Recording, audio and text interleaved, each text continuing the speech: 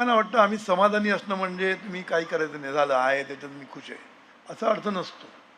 समाधानी ही आपली मनाची अवस्था आहे. समजलं ना? जे काही आहे आपल्याकडे त्याच्याबद्दल कृतज्ञ असणं, त्याच्याबद्दल समाधानी असणं. समाधानी म्हणजे याच्या पुढे मी काय करणार असं नाही. आहे त्याच्यामुळे मी समाधानी पण आहे. पण ॲट द सेम टाईम मी माझ्या महत्त्वाकांक्षासुद्धा प्रयत्न करते.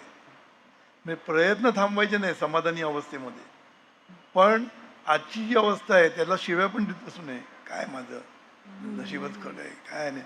असं जर बोललं तुम्ही तर तुम्हाला महत्त्वाकांक्षा तुमची नाही साध्य होणार.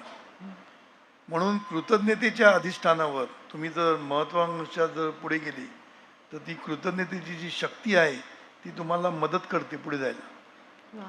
म्हणजे तुम्ही पुढे पण जाता आणि ॲट द सेम टाईम पुढल्या प्रत्येक स्थितीमध्ये तुम्ही समाधानी पण असता, वा वा. कृतज्ञ पण असतात सतत. हो हो. जे आहे त्याबद्दल कृतज्ञ राहायचं, तरच तुम्ही समाधानी होऊ शकता. आणि समाधानी म्हणजे संपला आता मला आणि काय करायचं नाही असं नाही.